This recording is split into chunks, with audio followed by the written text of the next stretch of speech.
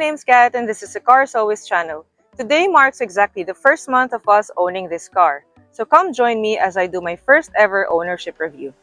But before we proceed, please subscribe to our YouTube channel. This greatly helps us deliver more of these videos, and also hit the bell icon so you don't miss any of our uploads. Thank you! Exterior-wise, we have LED daytime running lights and steering responsive headlights, which follows the direction of your steering. It also has impressive ground clearance of 220 mils, which is higher than most mid-sized and large SUVs.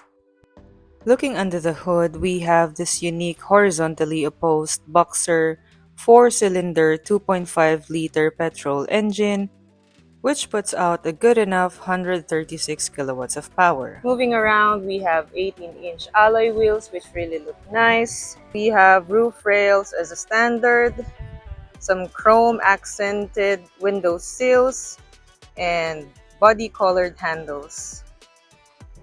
Looking at the back, we have our spacious boot. One of the best things about this car is underneath this add-on boot liner is a full-size alloy wheel spare tire. You can actually do the one-touch electronic fold for the seats, which is very convenient. Yep. And now you have this massive space. On top of that, we have been using this hook for grocery bags. We actually have some hooks as well over here. Plenty of hooks to secure your load when you are out there doing your shopping, and also some overhead ones, which you can use as your bin bag hook when you're camping. Okay, and we have electronic closing.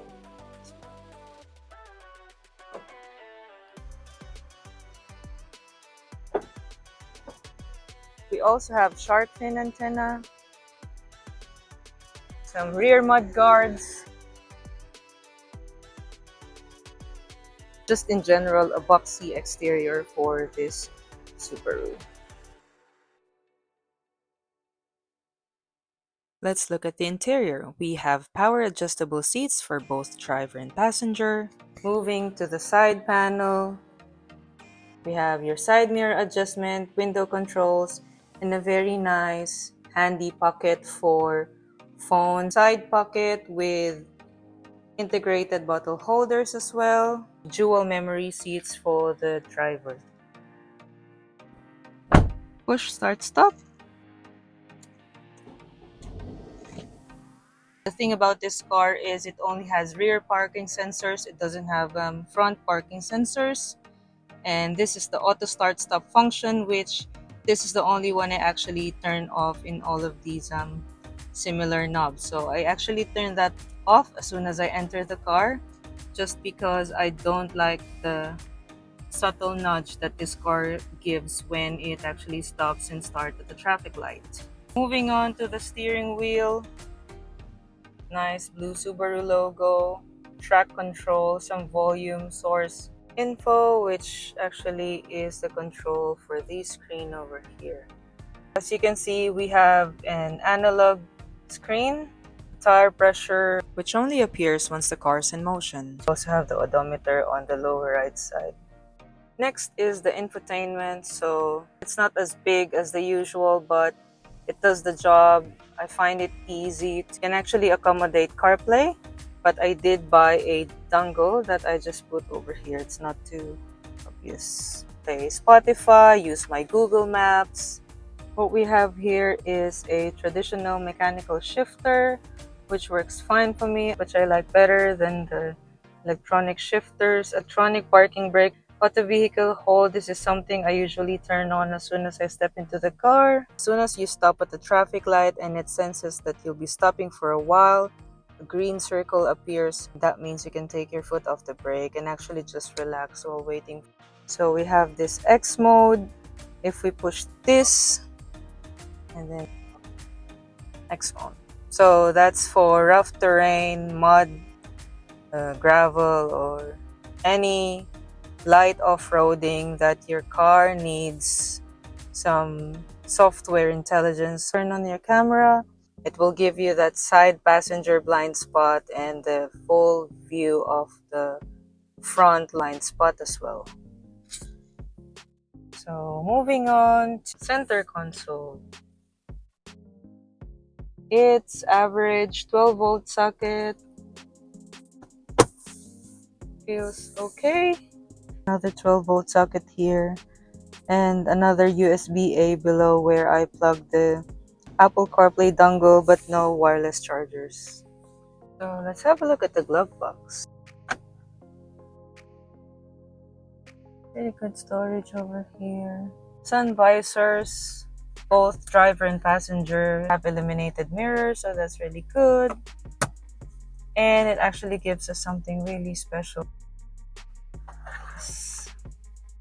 Sun visor extension, so you know how we actually have problems not blocking the whole side, but actually that's really thoughtful of Subaru.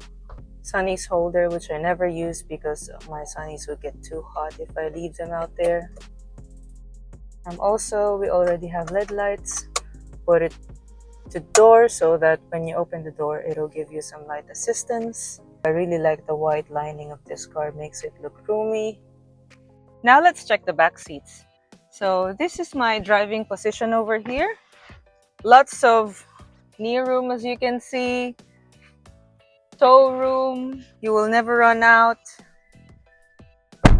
Headroom, I'm 5'4" and this is pretty good for me. Now we can actually check something else that Subaru has that most cars don't. It's the reclining back seat. So yep, I can do that. I can show you what I actually pulled earlier. So this is the one we pulled. Center armrest.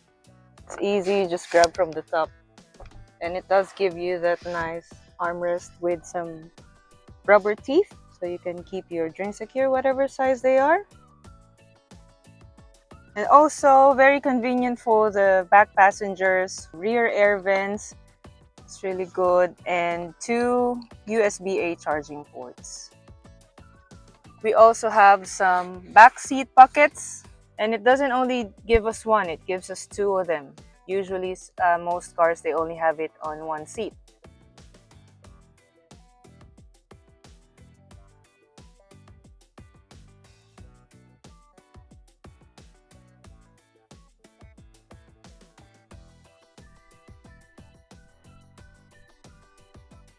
Now we are driving the Subaru Forester 2.5i Premium. In terms of seat comfort, since this is a premium fabric, it does keep you in place. It's really wide, but it sort of keeps you in because of its cloth middle and just some leather accents on the side. It does give you a commanding position.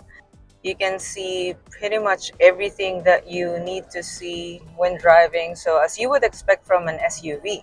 Subaru never fails to be at the top in terms of visibility. There's no blind spot when you're turning corners or going on roundabouts. There's this blind spot window over here. So you can see huge windows all around the cabin.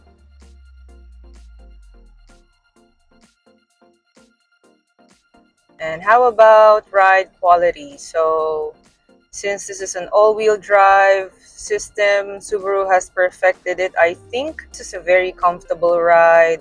It absorbs all the bumps that is encountered along the way. So I'm really happy with how this fares in ride quality.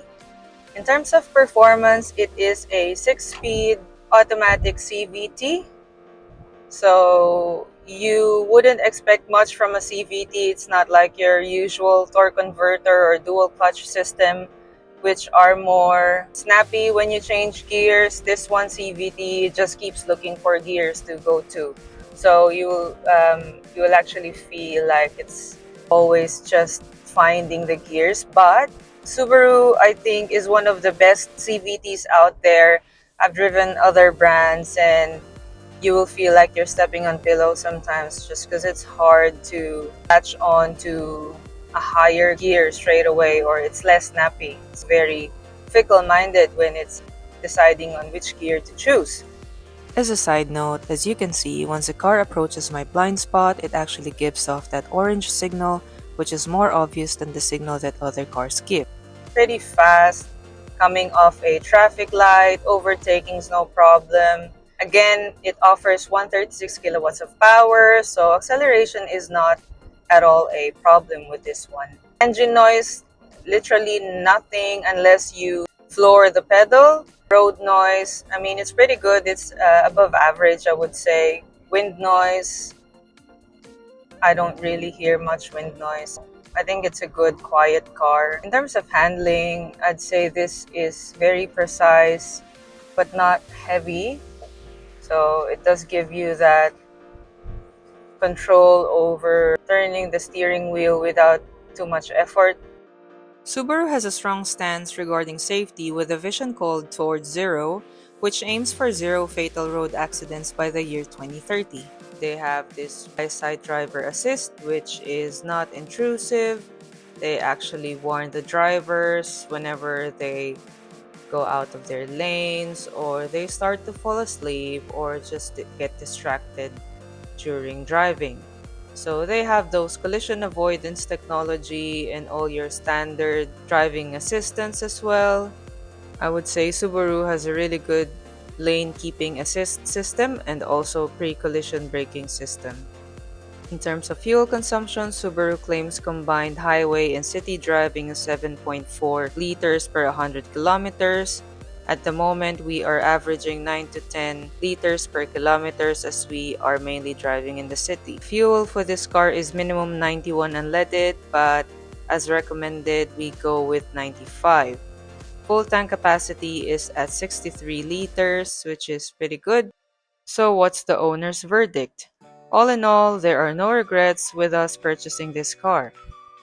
We really do think that it gave us value for our money, not just because of how pretty it looks, but also of the safety it provides, the driving experience, and also just the security that you have having an all-wheel drive all the time.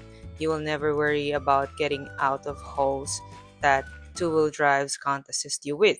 So if you like this video, not only do we recommend for you to subscribe, but also to watch all our other videos.